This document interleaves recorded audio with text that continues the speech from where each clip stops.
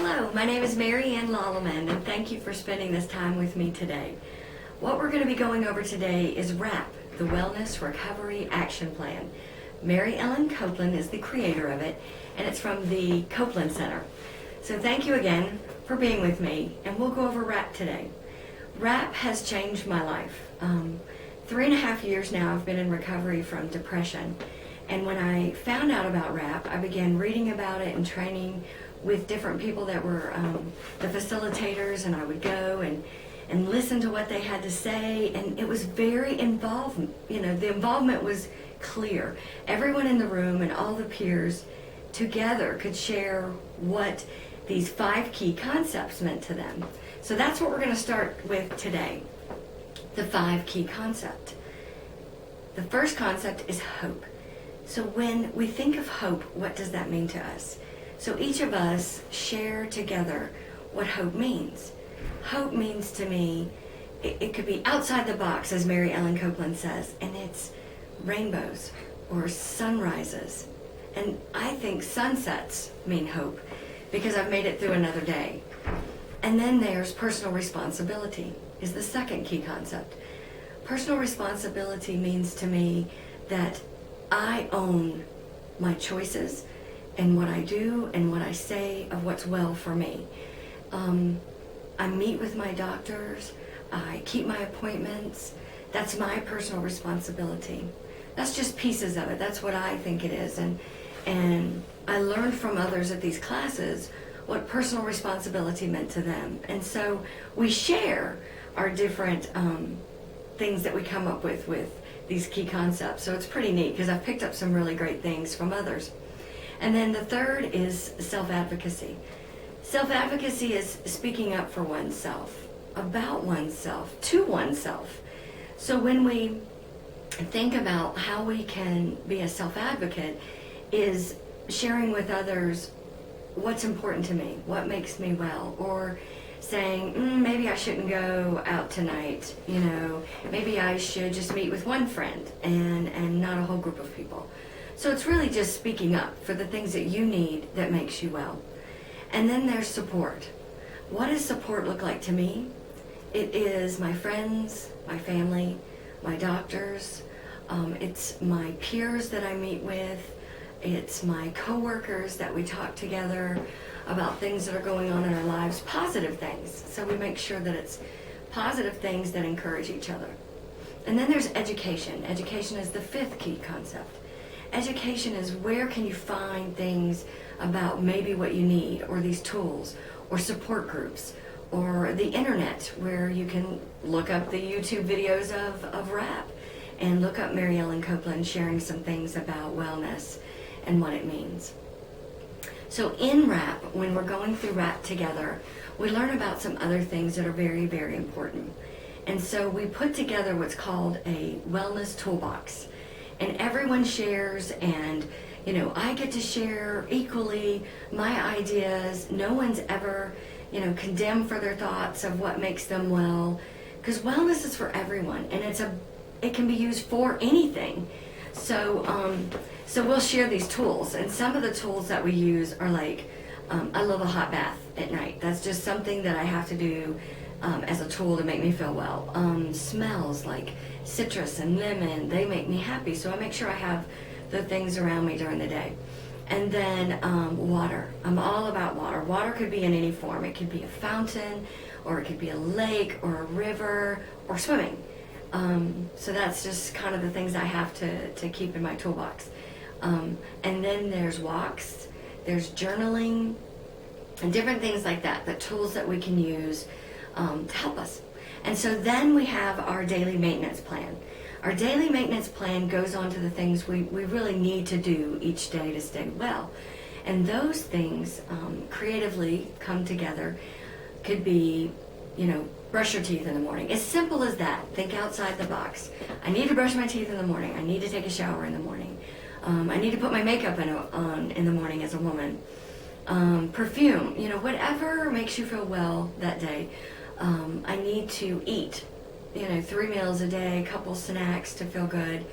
I need rest. I need to go to bed at a pretty decent hour and get, whatever hours that is, 7 to 8 hours of sleep. So those are our daily maintenance that we should do. And then we can go into triggers. Triggers are the things that just happen to us that we're not maybe prepared for, or maybe we were gonna, go into an environment that we knew might trigger us. So when we have triggers, they could be a traumatic situation, something on the news triggers you. You're driving down the road and you're listening to music, and it reminds you and triggers you a memory. So what we do is immediately have an action to that. And the action comes from the tools and maybe even the daily maintenance plan.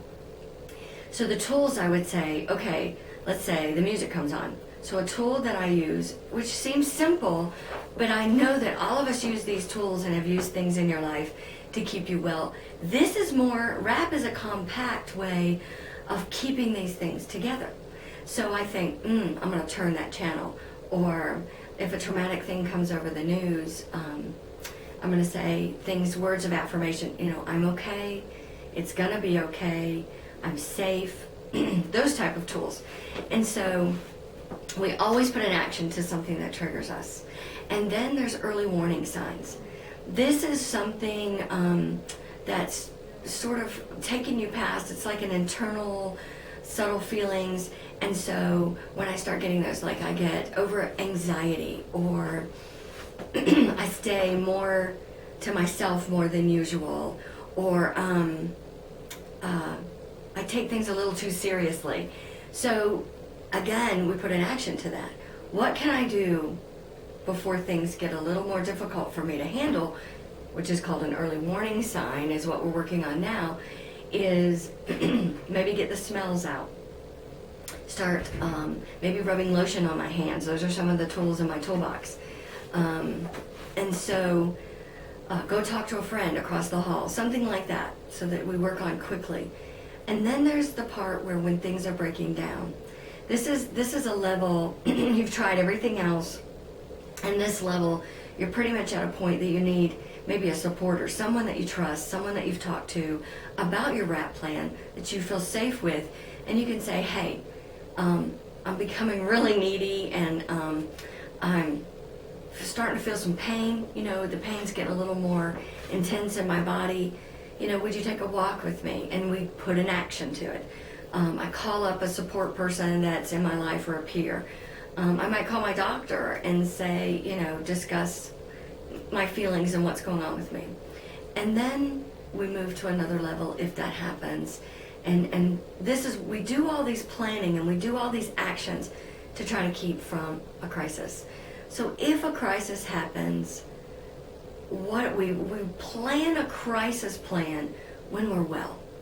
So when we're well, we've already looked into what do I look like when I'm well, and we've written that out in our crisis plan at the beginning. So everyone who we trust that we can share this plan with knows what I look like when I'm well. Supportive, fun, laughing, whatever that means to you, you put that in the beginning of your crisis plan. And then when you're going through your crisis plan, you're figuring out like you're having severe pain, and these things are starting to really intensify themselves, unable to recognize certain people that you should know. That's pretty much of a crisis situation. Uncontrollable crying. These are just pieces of what my crisis would look like. Rapid breathing, panting, irritability to the point you just can't, you're just irritable at everything. So you would call some friends, call some supporters, and again, we put in action. Those who you trust, you can come and you can call, and they'll come and sit with you if you need. So you'll have all this planned out in your crisis plan. Where are the treatments? What are the treatments that you want? The place that you want to go to, the facilities that you want to go to, you would put this in your crisis plan. What works for you in the past for the treatments, what does not? Things to avoid, like certain people, you don't want to see for a certain amount of time. And then know when it's time to inactivate or stop the plan. You'll write that while you're well, so people will know, okay, this is what it means for MaryAnn when she's she's doing better. And I can just sort of back off a little bit, as she's told me in her plan that she'll begin watering her own plants, or she'll start feeding her own animals, and then you'll know to deactivate. Well, then also there's a post-crisis plan, which is awesome, that we fill out, because then you're taking control and you're self-determining what is going to happen in your life and what you need in your life. So in that, you can write letters to people. Maybe you want to apologize for maybe something you've said or done.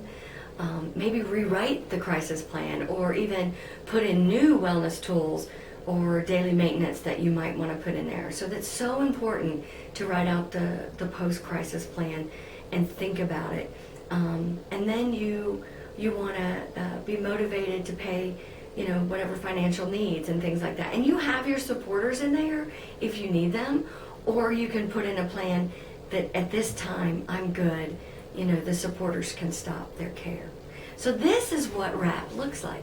Wellness Recovery Action Plan is your own self-determination of how you want to be well and what wellness means for you. So I want to thank you again for spending this time together with me about the Wellness Recovery Action Plan. And I look forward to speaking to you again in the future. Thank you.